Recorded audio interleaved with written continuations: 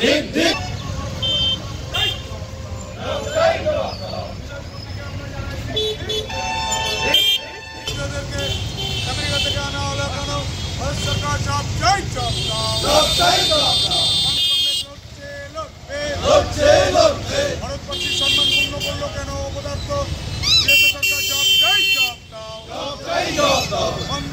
সরকার ভারতে আনা হলো কেন অপদার্থ মোদী সরকার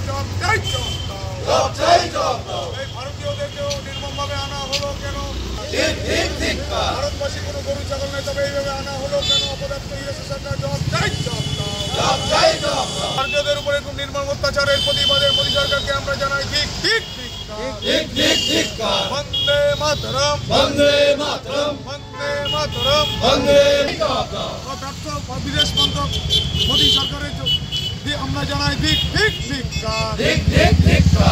ভারতবর্ষের মোদী সরকারের ব্যর্থ বিদেশ মন্ত্রকদের উপরেও নির্মমভাবে অত্যাচার হলো কেন অপদার্থ মোদী সরকার জবাব দাও মোদী সরকারের বিদেশ মন্ত্রককে আমরা জানাই ঠিক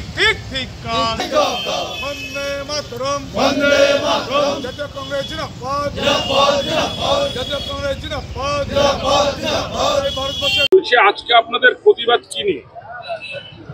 আজকে আমাদের প্রতিবাদ আপনারা জানেন, কয়েকদিন আগে আমেরিকা থেকে একটা বায়ুসেনা প্লেন আসছিল ভারতবর্ষে।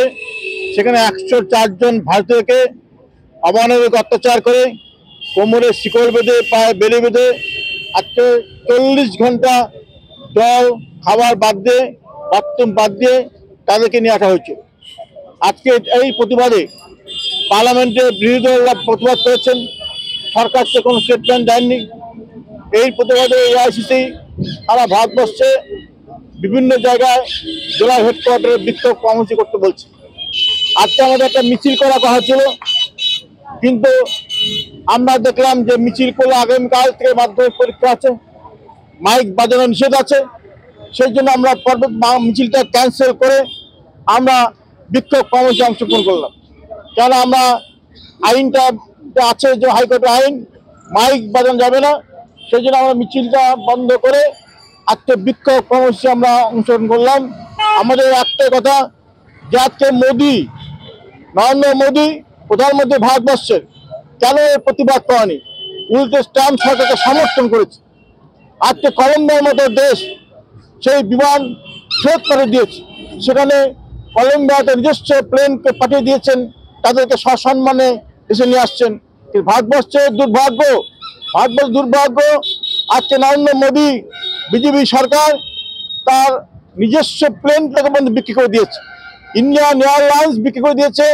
তার জন্য প্লেন ভাড়া করে আনতে পারেনি, প্লেন দিতে পারেনি, প্লেন ভাড়া করেনি। উপরন্তু ট্রাম্প সরকারকে সমর্থন করেছে এই কাজের জন্য। তাই আজকে আমরা ভারতবাসী হিসাবে সোচ্চার এর বিরুদ্ধে, নরেন্দ্র মোদীর বিরুদ্ধে এবং বিদেশ মন্ত্রীর বিরুদ্ধে আমরা সোচ্চার।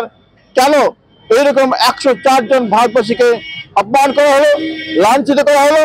আজকে মানবতা খাতে কোমরে শিকল বেঁধে পায়ে বেরি বেঁধে 40 ঘন্টা প্লেনে নিয়ে আসা হলো। তাদের বাথরুম পায়খানা বন্ধ করতে হয়নি, খেতে দেওয়া হয়নি, 5 মাস জেলে ছিল, একবেলা করে খেয়েছে, খাওয়া দেয়নি। এই যে নির্মম অত্যাচার, ভারতবর্ষের কাজ নাই, ভারতবর্ষের কর্মসংস্থানের জন্য আজকে আমেরিকা গিয়েছিল দালালদের মাধ্যমে ধরে। এটাও সরকারকে দেখা উচিত ছিল। কেন আমেরিকায় পাড়ি দিবে ভারতবর্ষের মানুষ?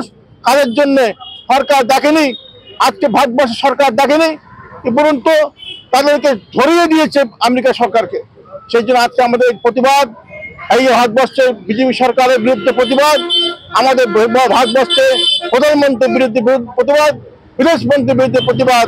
অবিলম্বে লোকসভায় আলোচনা সুযোগ করতে হবে, অবিলম্বে ভারত সরকারকে কিছু বলতে হবে বিরুদ্ধে এর ব্যাপারে।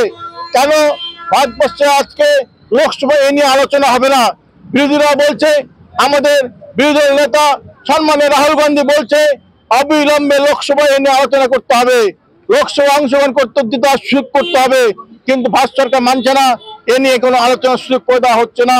এবং তার প্রতিবাদে আজকে আমরা রাস্তা নেমেছি, কেননা এই জিনিস সমগ্র ভারতবর্ষে অপমান।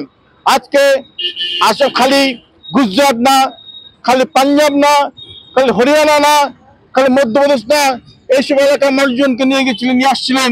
সেই যে আমরা ভারতবাসী হিসেবে সমগ্র ভারতবর্ষে এর প্রতিবাদ, তীব্র প্রতিবাদ করছি।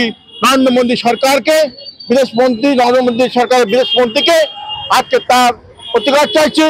অবিলম্বে লোকসভায় আলোচনা করতে হবে, অবিলম্বে ভারত সরকারের প্রধানমন্ত্রীকে, ভারত সরকারের বিদেশমন্ত্রীকে বক্তব্য রাখতে হবে এর বিরুদ্ধে।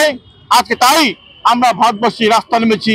আমরা চাই সমগ্র ভারতবাসী জাগ্রত হোক, সোচ্চার হোক। ভারতবাসী মানে আমাদের একটা আবেগ, ভারতবর্ষ মানে আমাদের আবেগ। সেই ভারতবাসী হিসেবে আজকে রাস্তা নেমেছি।